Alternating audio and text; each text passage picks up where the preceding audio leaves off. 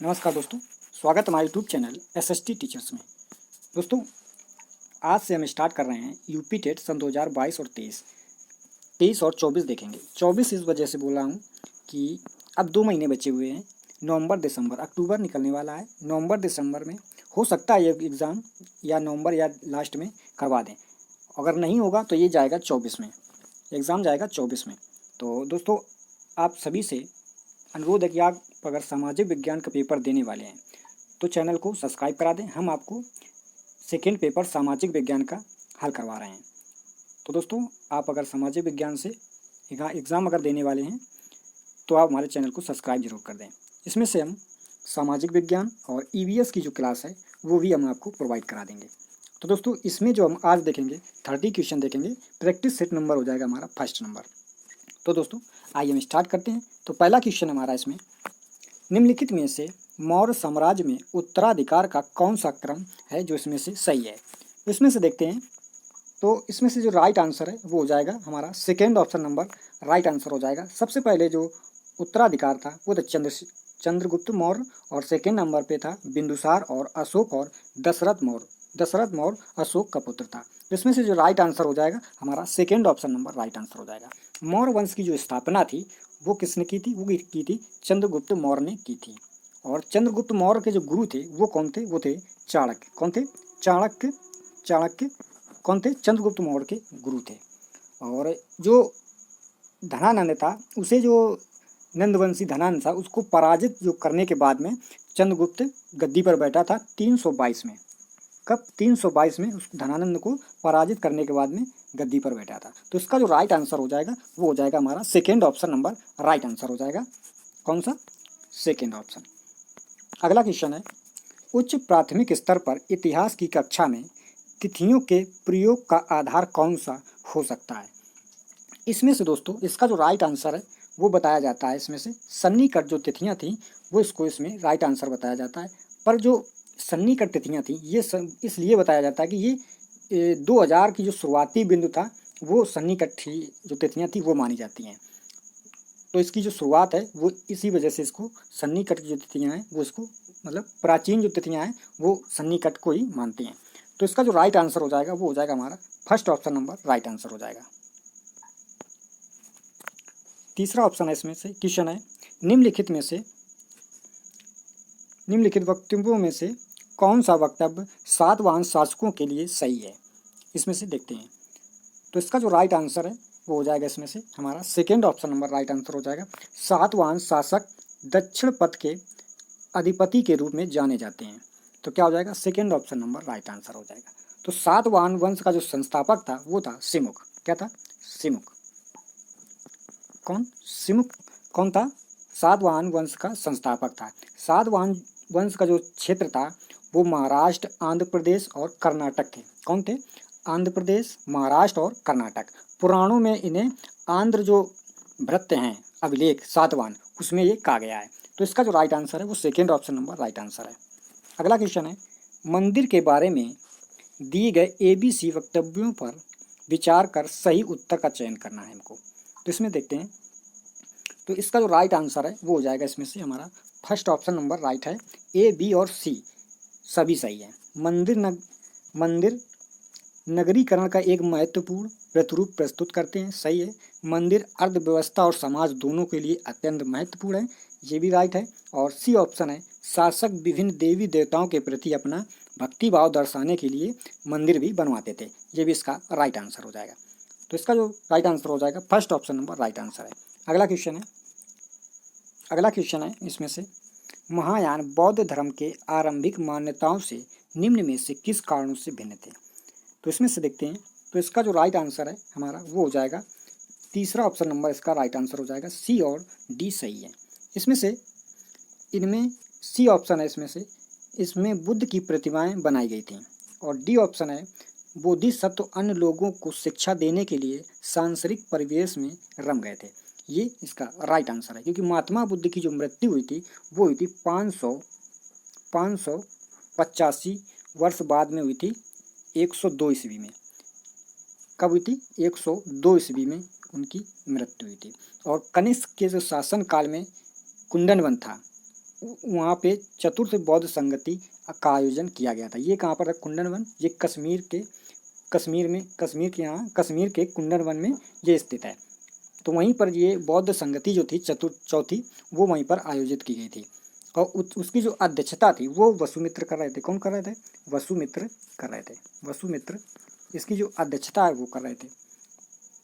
और इसी बौद्ध संगति में बौद्ध धर्म हीनयान और महायान दो भागों में विभाजित हुआ था। तो इसका जो राइट आंसर हो जाएगा इसमें से हमारा C option number right answer हो जाएगा। अगला क्वेश्चन है, निम्नलिखित कथनों के आधार पर सही विकल्प की पहचान कीजिए। ऑप्शन है, ए ऑप्शन है, अधिकथन है गुजरात और बंगाल में जब्त व्यवस्था प्रचलित थी। कारण है यह व्यवस्था उन स्थानों पर लागू की गई जहां पर भूमि का निरीक्षण और उसका लेखा जोखा सावधानी पूर्वक रखा गया था। तो इसका जो राइट आंसर है वो हो जाएगा इसमें से चौथा ऑप्शन इसका राइट आंसर हो जाएगा। ए ऑप्शन गलत है लेकिन आर सही है। ए जो ऑप्शन है ये इसका गलत आंसर है। कौन सा? ए ऑप्शन नंबर गलत है। और कारण जो है आर ये सही है। यह व्यवस्था उन स्थानों पर लागू हुई थी जहां पर भूमि निरीक्षण जो है लेखा जोखा सावधानी पूर्वक से रखा जाता है। तो राइट आंसर हो जाएगा इसमें से चौथा ऑप्शन नंबर हमारा राइट आंसर है। अगला है मंडप क्या था। इसमें से देखना है मंडप क्या था। इसमें से जो मंडप है वो था एक मंदिर का एक सभागार था। मंडप इसमें क्या बोला जाता था? इसे सभागार बोला जाता था। क्या? सभागार। तो इसका जो राइट आंसर है वो हो जाएगा इसमें से सेकेंड ऑप्शन नंबर इसका राइट आंसर हो जाएगा, जहाँ पर ये लोग इकट्ठा होते थे और अपना दरबार लगाते थे। तो राइट आंसर हो जाएगा इसमें से second option number right answer है। अगला क्वेश्चन है, निम्नलिखित कथनों में से सही विकल्प का चयन करना है। तो अभी कथन जो है, बहादुर शाह जफर द्वारा विद्रोहियों को दिए गए समर्थन ने लोगों और शासन करने वाले परिवारों पर सकारात्मक जो असर है वो डाला था। कारण है लोगों ने मुगलों को वैकल्पिक शासन के तौर पर देखा जो ब्रिटिश राज को चुनौती देने में सहायता कर सकते थे। तो इसमें से जो हमारा राइट आंसर है वो हो जाएगा आर और ए। आर जो है वो ए की सही व्याख्या करता है। आर है जो वो ए की सही व्याख्या कर रहा है। तो इसमें से हमारा जो राइट आंसर है वो क्या हो जाएगा? आर जो है ए की सही व्याख्या करता है। दोनों सही हैं पर आर जो है ए की व्याख्या करता है। तो इसमें से राइट आंसर हो जाएगा हमारा ए ऑप्शन नंबर इसका राइट आंसर हो जाएगा। अगला क्वेश्चन है, अलवर संत निम्न में से किसके उपासक थे? तो अलवर जो थे वो इसमें से बताए जाते हैं जो विष्णु थे। विष्णु को इनके उपासक माने जाते हैं। तो ऑप्शन नंबर हमारा हो जाएगा इसमें से फर्स्ट ऑप्शन नंबर इसका राइट आंसर हो जाएगा। अलवर जो था संत विष्णु के उपासक थे। अलवर संतों की संख्या जो थी वो 12 थी। कितनी थी? 12 थी। अलवर जो संत थे उनकी जो संख्या थी वो थी 12 संख्या थी। तो इसमें से जो राइट आंसर हो जाएगा हमारा first option number right answer है। सतनामी आंदोलन की शुरुआत किसने की थी? सतनामी जो आंदोलन था उसकी जो शुरुआत थी वो किसने की थी? तो इसका जो राइट आंसर है वो हो जाएगा इसमें से घासीदास ने की थी। तीसरा ऑप्शन नंबर इसका राइट आंसर हो जाएगा। तो ये जो है ये छत्तीसगढ़ में सतनामी समाज जो है एक सुधारक का एक समूह था। ये कहाँ पर था? सतनामी जो आंदोलन है वो कहाँ का था? छत्तीसगढ़ का था। कहाँ पर? छत्तीसगढ़ का है। ठीक। इसमें क्या होता है, इन्होंने ब्रिटिश काल के जो बंगाल में सामाजिक आर्थिक जो आंदोलन हुआ था उसका गठन हुआ था। तभी से ये बताया जाता है कि जो सतनामी आंदोलन की स्थापना है और जो नेतृत्व है वो बिलासपुर जिले में हुई थी। घासीराम ने की थी। बिलासपुर जिले की कब किसने की थी? घासीराम ने की थी। घासीदास ने की थी। तो राइट आंसर हो जाएगा इसमें से हमारा तीसरा ऑप्शन नंबर राइट आंसर है। अगला क्वेश्चन है, औपनिवेशिक काल में गए नए शहर बने, कई कस्बे विकसित हुए, इसका ये परिणाम हुआ कि ऑप्शन है हमारे वे केवल शिक्षित और ऊंची जातियों के भूस्वामियों को ही आकर्षित कर पाए। बी ऑप्शन है इसमें से उन्होंने मजदूरों के लिए अच्छी कार्य दशाएं और श्रमिक अधिकार प्रस्तुत किए। सी ऑप्शन है उन्होंने दलित जातियों के लिए दिन प्रतिदिन होने वाले अपमान से बचने का रास्ता बनाया था। तो इसका जो राइट आंसर है वो हो जाएगा इसमें से हमारा थर्ड ऑप्शन नंबर इसका राइट आंसर हो जाएगा कौन सा, C option number right answer हो जाएगा। उन्होंने दलित जातियों के लिए एक दिन प्रतिदिन होने वाले जो अपमान होता था उससे बचने का जो रास्ता है वो बनाया था। तो इसका जो राइट आंसर है वो हो जाएगा इसमें से C option number right answer हो जाएगा। जो शहरों और मजदूरों के लिए जो कार्य दशाएँ थी जो प्रस्तुत की गई थी, तो इसमें से क्या होता था, ना ही कोई श्रमिक अधिकार का कानून जो बना था वो इसी कारण से बना हुआ था। तो इसमें से राइट आंसर है वो हो जाएगा C option number right answer है। अगला क्वेश्चन है, निम्नलिखित में से किनके द्वारा गांधी जी विभिन्न जन आंदोलनों में लोगों को एकजुट करने में सफल रहे थे। तो ऑप्शन है अहिंसा और सत्याग्रह का मार्ग अपनाकर, या भारत की स्वतंत्रता का आह्वान करके, सी ऑप्शन है अंग्रेजों की जो नीतियों के विरुद्ध प्रार्थना व अनशन करके, चौथा है डी ऑप्शन है लोगों की आवश्यकताएं समझकर तथा क्षेत्रीय मुद्दों को उठाकर। इसमें से देखना है हमारा जो कौन सा विकल्प है वो इसका राइट आंसर है। तो इसका जो राइट आंसर है वो हो जाएगा इसमें से चौथा ऑप्शन नंबर राइट आंसर है, ए और डी, अहिंसा और सत्याग्रह का मार्ग अपनाकर और लोगों की आवश्यकता और जो क्षेत्रीय मुद्दे थे उसको उठाकर। तो इसमें से जो राइट आंसर हो जाएगा वो हमारा ए और डी हो जाएगा। तो ए डी हमारा राइट आंसर हो जाएगा। अगला है, यदि आप एक चरमपंथी नेता होते तो अंग्रेजी सरकार के विरुद्ध आपने निम्न में से कौन सा तरीका अपनाया होता। ऑप्शन है हमारे ए ऑप्शन नंबर है अंग्रेजी संस्थानों का वस्तुओं का बहिष्कार करेंगे, बी ऑप्शन है क्रांतिकारी हिंसा व बल का प्रयोग करेंगे, या अंग्रेजी शासन के विरुद्ध प्रदर्शन करते, याचिकाएं दायर करते तथा लेख लिखते। तो इसका जो राइट आंसर है वो हो जाएगा हमारा ए और बी। क्या हो जाएगा, हम क्या करते, ए और बी इसका राइट आंसर हो जाएगा। अंग्रेजी संस्थानों की वस्तुओं का बहिष्कार करते और क्रांतिकारी हिंसा या बल का प्रयोग करते, बल का प्रयोग। तो राइट आंसर हो जाएगा हमारा इसमें से क्या हो जाएगा, हमारा A option number right answer हो जाएगा। अगला क्वेश्चन है, कांग्रेस को औपनिवेशिक शासन के विरुद्ध सभी भारतीयों की ओर से बोलने के लिए बुलावा दिया गया। ऑप्शन है इसका जो राइट आंसर है वो हो जाएगा इसमें से हमारा third option number right answer हो जाएगा, क्योंकि इसने स्वयं को सभी समुदायों के प्रतिनिधि के रूप में प्रदर्शित किया था। तो इसका जो राइट आंसर है थर्ड ऑप्शन नंबर इसका राइट आंसर हो जाएगा। अगला है, जल का सकरा भाग जो दो बड़ी जल राशियां जैसे समुद्रों और महासागरों से जोड़ता है, ये क्या कहलाता है। तो इसका जो राइट आंसर हो जाएगा इसमें से जो जल का सकरा भाग है या दो बड़ी जो जल राशियां हैं समुद्र और सागरों से जोड़ती हैं, तो इसे हम क्या कहते हैं, जल संधि कहते हैं। क्या कहते हैं इसको, हम क्या कहेंगे, जल संधि कहेंगे। तो इसका जो राइट आंसर है वो हो जाएगा कौन सा हो जाएगा, हमारा first option number right answer हो जाएगा। जल संधि दो स्थल खंडों से अलग अलग भी होती हैं। जैसे विश्व की जो प्रमुख जल संधि है उसका उदाहरण है मलक्का और अंडमान सागर। जैसे दक्षिण में है चीन सागर को जोड़ती है। तो ये जैसे संधियाँ हैं इनको हम जैसे संधियाँ होती हैं जल संधि, जैसे मैक्सिको की खाड़ी है और कैरेबियन जो सागर है उसको जोड़ती है, तो ये हो जाती हैं जल संधियाँ।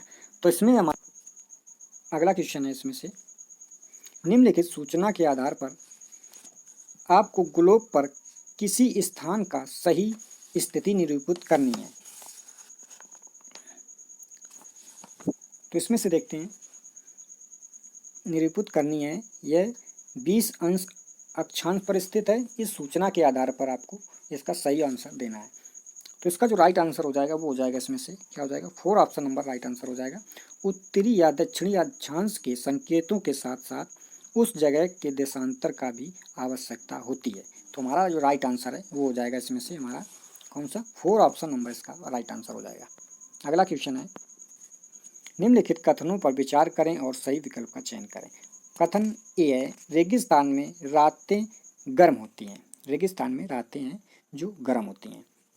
बी ऑप्शन है, रेत और चट्टानें गर्मी उत्सर्जित करती हैं और तापमान बढ़ाती हैं। तो इसमें से जो राइट आंसर है वो हो जाएगा हमारा ए गलत है और बी सही है। इसका क्या हो जाएगा, रेगिस्तान जो रात हैं, रातें हैं वो गर्म नहीं होती हैं।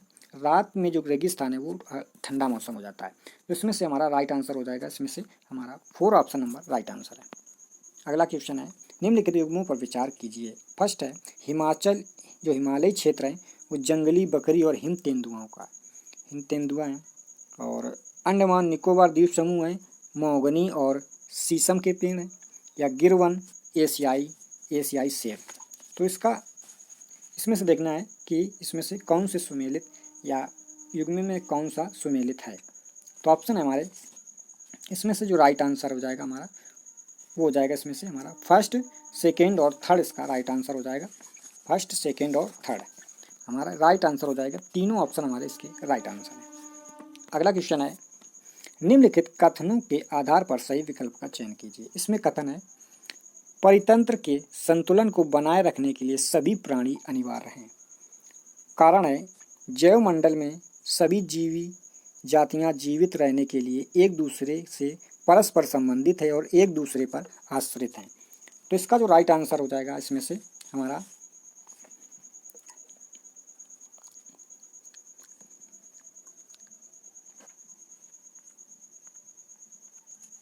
फर्स्ट ऑप्शन नंबर इसका राइट आंसर हो जाएगा। First option number right answer हो जाएगा। ए और आर दोनों सही हैं। आर जो है ए की सही व्याख्या करता है। तो इसमें से जो राइट आंसर है वो हो जाएगा इसमें से हमारा A option number right answer है। अगला क्वेश्चन है, निम्नलिखित कथनों में से विचार कीजिए और सही जो कथन है चयन कीजिए। ए ऑप्शन है, कथन नंबर ए है, सूर्य से आने वाली वह ऊर्जा जिसे पृथ्वी रोक लेती है आप आतपन कहलाती है। कथन बी है, आतपन की मात्रा भूमध्य रेखा से ध्रुवों की ओर घटती है। तो इसका जो राइट आंसर है वो हो जाएगा, इसमें से सही है जो आंसर है वो है ए बी, दोनों इसमें से सही ऑप्शन है। मतलब तीसरा ऑप्शन नंबर हमारा इसका राइट आंसर हो जाएगा, क्योंकि जो सूर्य ताप है वह सौर विकिरण है जो पृथ्वी की सतह पर पहुंचता है और इसे प्रति मिनट जो वर्ग सेंटीमीटर है उसे जो प्राप्त जो सौर ऊर्जा है वो मात्रा में मापी जाती है।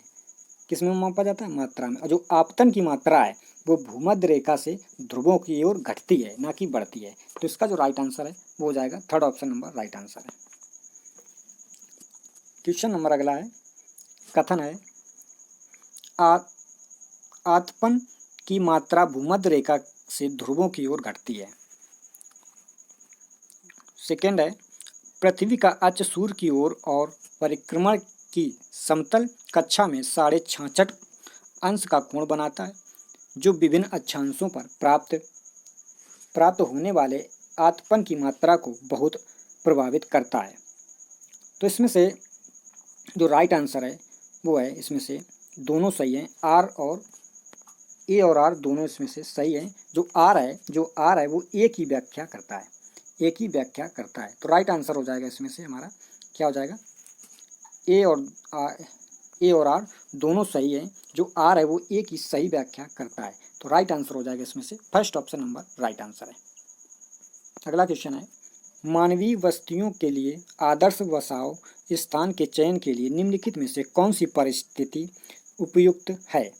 इसमें से ऑप्शन है, अनुकूल जलवायु, बी ऑप्शन है जल की उपलब्धता, सी ऑप्शन है उपयुक्त भूमि या अनुपजाऊ मिट्टी।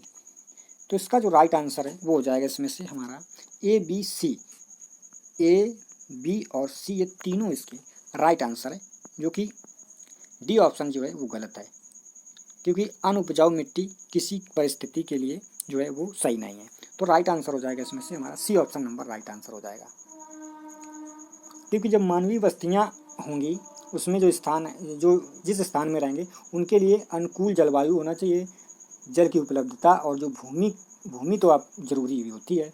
तो इसका जो राइट आंसर है वो हो जाएगा इसमें से third option number right answer है। अगला है, कथन देखना है, मृदा का निर्माण जैव पदार्थों, खनिजों तथा पृथ्वी पर पाई जाने वाली अपक्षयिक चट्टाने से होता है। बी है, स्थल रूप मृदा के प्रकार को निर्धारित नहीं करता है। तो इसका जो राइट आंसर है जो है, हमें सही जो विकल्प है वो इसमें से हमको चुनना है। तो इसका जो राइट आंसर है वो हो जाएगा इसमें से हमारा हो जाएगा A option number right answer हो जाएगा। कौन सा? A option number right answer हो जाएगा। ए सही है पर बी गलत है, तो राइट आंसर हो जाएगा इसमें से हमारा first option number right answer है। क्वेश्चन अगला है, प्रारंभिक स्तर पर एक शिक्षिका अपनी कक्षा में एक शहर में जनसंख्या घनत्व का संप्रत्यय पढ़ा रही है। इस विषय की स्पष्टता हेतु उसे निम्नलिखित में से किन किन का प्रयोग करना चाहिए? ऑप्शन है उस शहर में रहने वाले लोगों की संख्या, बी ऑप्शन है उस शहर का क्षेत्रफल, और सी ऑप्शन है देश का जनसंख्या पिरामिड। तो इसके लिए जो सबसे इम्पोर्टेंट होगा, क्योंकि जनसंख्या घनत्व की गणना के लिए जनसंख्या को क्षेत्र से विभाजित किया जाता है। यह प्रति किलोमीटर क्षेत्र के जो लोग होते हैं, निवास करने वाले लोगों की संख्या होती है। तो इसका जो राइट आंसर हो जाएगा वो हो जाएगा ए बी दोनों। क्या हो जाएगा?